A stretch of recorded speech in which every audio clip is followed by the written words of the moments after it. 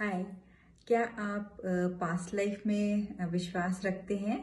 क्या past life जैसा कुछ होता है? सो फ्रेंड्स, मैं हूँ प्रगति और मैं एक पास्ट लाइफ थेरेपिस्ट हूँ। और कुछ समय पहले मुझे कुछ लोगों ने चैलेंज किया था कि पास्ट लाइफ जैसा कुछ नहीं होता है और ये सब मनगढ़ंत बातें हैं, अंधविश्वास की बातें हैं, इसका कोई वजूद नहीं है।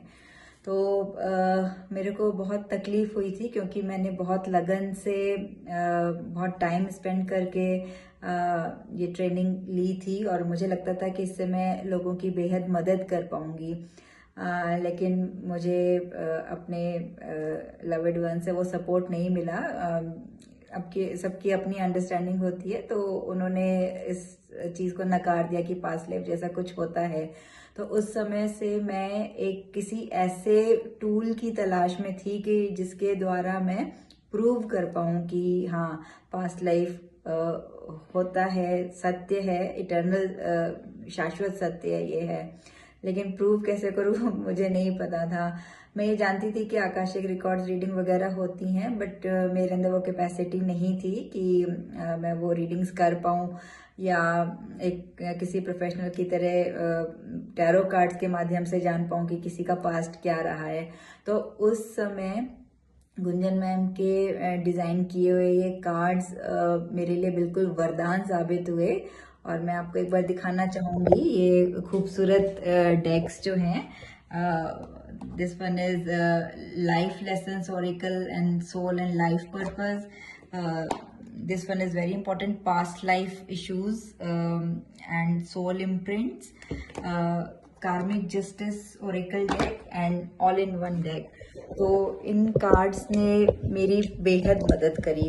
तो मैंने सोचा कि इन कार्ड्स के माध्यम से मैं इस फील्ड में रिसर्च करनी शुरू करूं ताकि मेरे पास कुछ ऐसी केस स्टडीज हों जिससे मैं वैलिडेट कर पाऊं कि yes, past life concept is true, ये कोई फिक्शन नहीं है।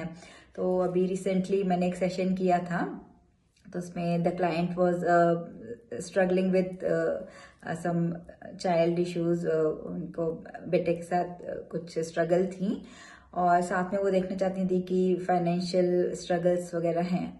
तो सेशन बहुत अच्छा जा रहा था, लेकिन एक 1% एक मार्जिन रहता है कि हम थोड़ा शक करने लगते हैं, संदेह करते हैं कि हम जो भी देख रहे हैं वो सच है क्या। और एज अ थेरेपिस्ट कभी कभी मुझे भी लगता है कि मैं कहीं मिसलीड तो नहीं कर रही हूँ, तो मेरे को भी थोड़ा सा कभी कॉन्फ्लिक्ट आता है। तो उस सेशन के दौरान जब हमने शुरू किया तो उन्होंने नरेट करना शुरू किया जो उन्हें दिख रहा था। तो उन्होंने बताया कि ये बच्चा पास्ट लाइफ में इन दोनों की गुरु शिष्य की रिलेशनशिप थी और उसमें वो जो उनका शिष्य था बहुत यंग सा बच्चा था, 19-20 साल का, और वो वहाँ का डिसिप्लिन और हार्श कंडीशंस सह नहीं पा रहा था। फिर वो बीमार हुआ और चल बसा। तो कुछ ये अनरिजॉल्व इन लोग के बीच में जो भी इशू रहा हो, मैं वो डिटेल्स यहाँ अभी नहीं शेयर कर सकती। तो लेकिन जब मैं साइड बाय साइड कुछ कार्ड्स भी पिक कर रही थी क्लैरिटी के लिए, तो उसमें ये निकल गया है पास्ट लाइफ इशू में किड्स इशू, जिसमें लिखा हुआ है, साफ साफ लिखा है, issues related to children may be influenced by past life. तो पहले तो एक ये सबूत मिला कि उधर जो भी पर्सन अपना विटनेस कर रहा है पास्ट लाइफ में, कार्ड्स भी बिल्कुल वही स्टोरी बता रहे हैं। और ये कोइंसिडेंस नहीं हो सकता कि इतने सारे कार्ड्स में से मेरा हाथ उसी कार्ड पे गया कि वही इशू निकल कर आया। फिर सेकेंड लाइफ टाइम उन्होंने देखा जिसमें वो एक अथॉरिटी पोजीशन में थी और अपनी पावर का मिसयूज किया, गरीब मजदूर थे उनको सताया और उनको काम करवा के पैसा नहीं दिया या तो इसलिए फाइनेंशियल क्राइसिस वो फेस कर दी। तो जब मैंने उनको बोला कि नेक्स्ट क्या होता है उसके बाद, तो वो थोड़ा सा वो रिकॉल करने की कोशिश करी थी। तो मैंने फिर एक कार्ड निकाला उसमें।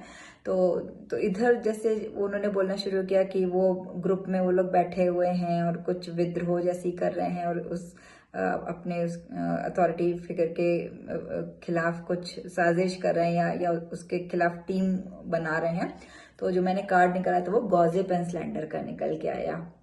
उसी समय मतलब पैरेलल वो ये दृश्य बता रही हैं और साइमल्टेनियसली यही कार्ड्स निकल के आ रहे हैं। तो मैं तो खुद ही सरप्राइज थी, लेकिन मुझे मेरा कॉन्फिडेंस बहुत बढ़ा इस बात से, और ये कार्ड्स मेरे लिए ऐसे वरदान साबित हुए हैं। तो मेरी कोशिश रहेगी कि कम से कम मैं कुछ एटलीस्ट ऐसी 10-15 केस स्टडीज इकट्ठी करूं और प्रूव कर सकूं कि पास्ट लाइफ कॉन्सेप्ट कोई मिथ नहीं है, कोई फिक्शन नहीं है, इट डज एग्जिस्ट।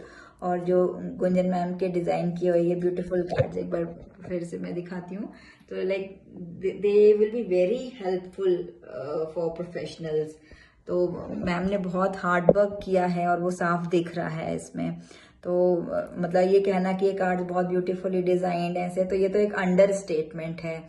मतलब मेरे लिए तो एक जैसे हेवन सेंट हेल्प है ये, कि मुझे इससे अपने प्रोफेशन में अपने सेशंस को अकम्प्लिश करने में बेहद सहायता मिल रही है। तो मैं गुंजन मैम का दिल से धन्यवाद करती हूँ कि उन्होंने मेरी प्रैक्टिस को, मेरी जर्नी को बहुत आसान कर दिया है, क्योंकि टैरो में मेरी इतनी प्रोफिशिएंसी नहीं है, लेकिन इसके माध्यम से मैं अपना जो काम है वो बहुत बखूबी निभा पा रही हूँ। So thank you so much ma'am.